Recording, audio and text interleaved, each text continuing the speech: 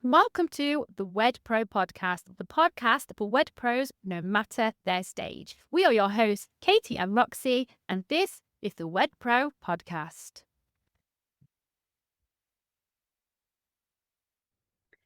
Hey, it's Roxy, and if you are listening to this and are quietly thinking, I need a bit of a reset, I need a bit of a plan in my business, but I do not want a complete new business, you are in the right place. So I've been speaking to lots of Wed Pros over the last couple of weeks who are feeling a little bit lost. It's January and they want a plan. So I've put together a 2-part reset series. So this is part 1. And it's all about clarity and decisions. And then next Tuesday, part 2 is going to drop. And that's when we are going to turn it into a simple 90-day plan that you can actually stick to. I am so excited to be doing this with you today. So this is one of those podcasts that maybe you need to be grabbing a notebook and a pen. And if you're driving, maybe walking the dog or even in the bath. Yes, somebody listens, not somebody, some of you listen to us in the bath or in the shower. Obviously, you can't write, but pin this podcast and come back to it later. And if you know of another Wed Pro that is going to find this helpful, please do send it to them. And also a quick note, if you get to the end and think, I know what I want, but I just can't seem to make it happen, or I'm feeling frustrated, please do DM us over on Instagram. DM us the word Wed Pro. Tell us what you're working on and we will schedule in a time to have a chat with you. Let's start with this. Now, remember, this is a 2-part podcast. Next one will land next Tuesday, so make sure you stay tuned for that. But let's start with this.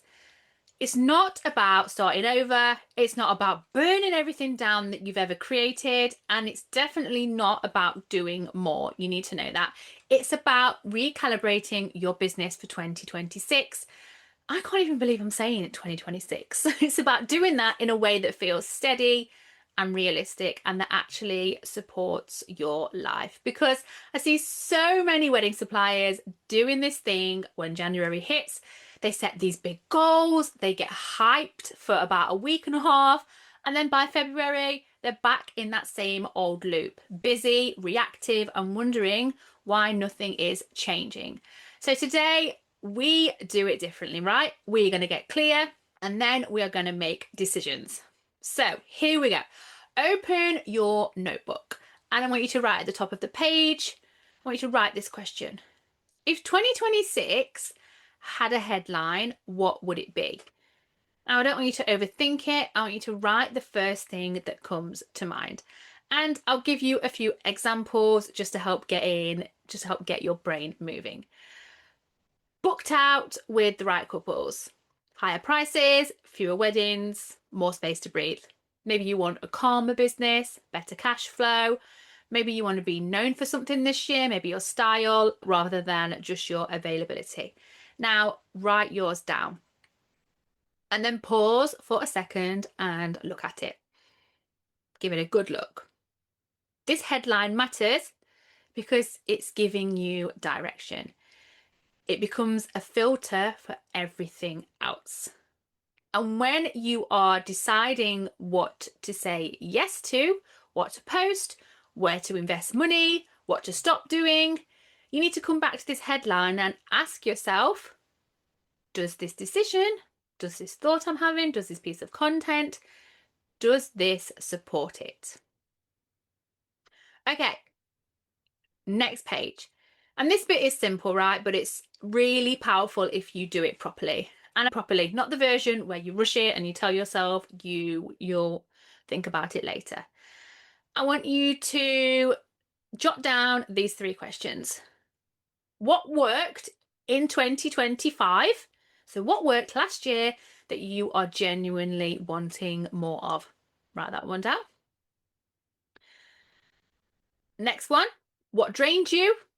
Even if it looked like success on the outside, what drained the living daylights out of you in 2025? And then the third one, What are you quietly done with tolerating in your flipping business? What do you want to bin off? What's holding you back? What's making you frustrated? And now I want you to write those questions and also answer them as well. And answer them like nobody's watching, like you're doing this secretly, because nobody really is. And there's no right answers, there's no wrong answers, there's no gold stars. But if you really get to grips with this and really spend time thinking about this, it's going to give you the truth. And I want to say this, if you had things that looked good, bookings, money, a busy diary, but you've still felt that exhaustion, that resentfulness, that frustration, that's not you being ungrateful, right? That is your business asking for an upgrade in how it is run. And I'm going to say that again.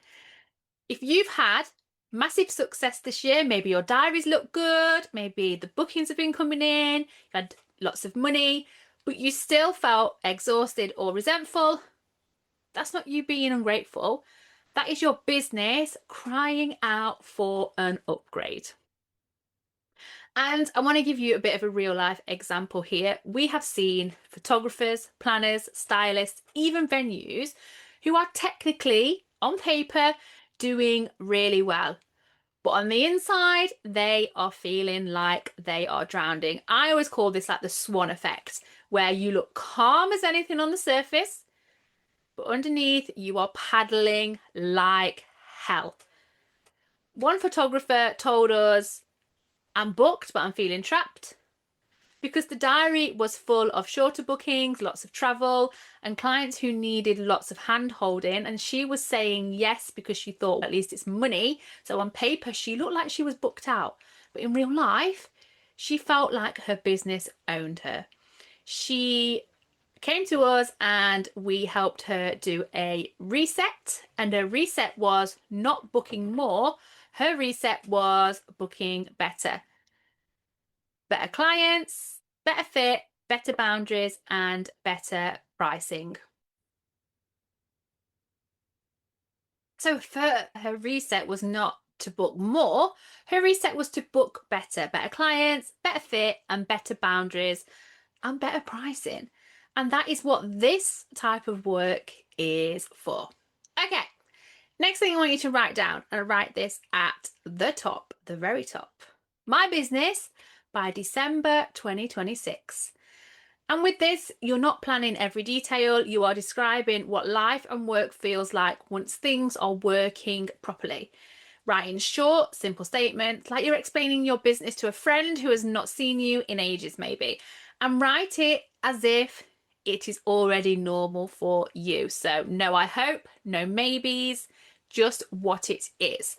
And with this, we're going to cover 4 areas, please. First area is revenue and pricing. So think about what earnings you want to make by the end of 2026. Think about what your pricing says about how you value your work. Think about sustainability as well, not comparison. Second thing is your work and clients. What type of work is filling your diary? Who are you working with more often? And with this, please think about quality, not quantity. And the third thing, time and energy. How does your working week feel? Not look, but feel. What does balance mean for you? And the fourth area is visibility and reputation. Where are people finding you? What are you known for? What do you want people to say about you when your name comes up? And then give yourself a few minutes to write across all 4 areas. And don't try and be clever with it or rush this. The more time you take now thinking about this, the easier the next steps will be. Just be really honest with yourself. So the next bit here is where most people stop. They do the thinking, they feel inspired, and then they go back to normal life, and guess what? Nothing changes. We're not stopping just at this awareness phase. We're going to make some decisions, okay? So quickly list everything in your business that's taking up your time, energy, and headspace. If you think about it, worry about it, feel responsible for it, it goes on the list. Think offers, marketing tasks, admin, regular tasks, all the stuff that's making you a bit worried or that feels a bit heavy. Now draw 3 headings: stop, simplify, and double down. And start moving things across. As you do it, ask yourself a few questions. If I stopped this for 90 days, what would actually happen? Am I doing this because it works or because it feels familiar? Does this attract the kinds of clients that I want more of? Does this support my income or does it just keep me busy? And let me say this out loud to you. If you feel uncomfortable doing this, that is normal. You're supposed to. This is not supposed to be easy. Letting go of things can feel super risky. Even when they aren't working, familiar feels safer than effective. Like it really does. Even if it's not working efficiently. You are not committing to stopping anything forever. You're just choosing where you are putting your energy in 2026. I want to go a layer deeper as well and why you keep the wrong stuff. I want you to look at your stop and simplify lists and pick 1 or 2 items and ask yourself quietly, why have I kept this going? Is it fear of losing inquiries, fear of judgment, fear of slowing down, fear that if you stop, you will have to face what actually needs fixing? And you don't need to fix anything today. You just need to notice it, because when you can see the real reason, you can make a better choice. Now look at your double down list, right? These are the moves that genuinely move your business forward, not in theory, in reality. So on this page, I want you to write this sentence and I want you to finish it super honestly. For the next 90 days, I am focusing on. The next 90 days, I am going to focus on, and then write what you want to focus on. And I want you to do that in 1 sentence, not 10 sentences. Don't overcomplicate it. Just write, for the next 90 days, I am going to focus on.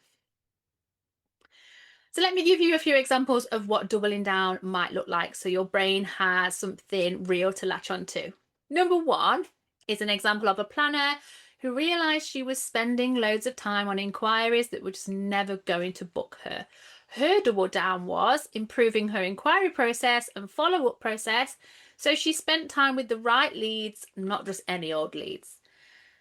Second example I have for you is of a venue that was posting on social media constantly, but the inquiries, they were not great.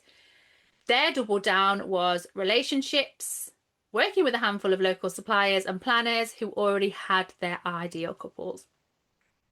Example 3 is a wedding supplier who had a blog that brought in great inquiries, but then they never posted it properly. Their double down was simple.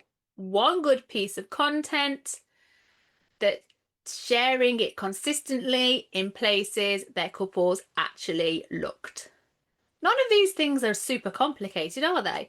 They are just focused. Okay, that's it. That is part 1 done. Remember, the second part of this podcast is going to land the following Tuesday, so make sure you are subscribed and following our podcast so you get a notification when the next one lands. So you've got a direction with your 2026 headline. You have got honesty, my words today. You have got honesty with your 2025 review, and you have got a clear picture of what you want your business to feel like by December 2026. And you have made decisions using stop, simplify, and double down. Next Tuesday, part 2 is where we turn this into a proper 90-day plan, 1 goal, 3 priorities, and weekly actions as well, and also your first step for the next 7 days. If you want help bringing your plan to life, DM us on Instagram, the word WedPro. Our Instagram handle is @wedding_business_hub. Tell us your headline for 2026 and what you are doubling down on, and we will help you tighten up the plan and move it forward. I will see you next Tuesday, but until then, have the best week. Bye. Thanks for listening to this episode of the Wed Pro podcast. Full transcribes of this episode, plus every other episode we have done, are available at www.theweddingbusinesshub.com/blogs. Thanks so much for listening. If you do have any questions about this episode or anything else at all, you can email us at info@theweddingbusinesshub.com. And if you are loving our episodes, which I know you are, make sure you hit the subscribe or follow button so you can stay updated with any new episodes that land. We look forward to seeing you on the next episode.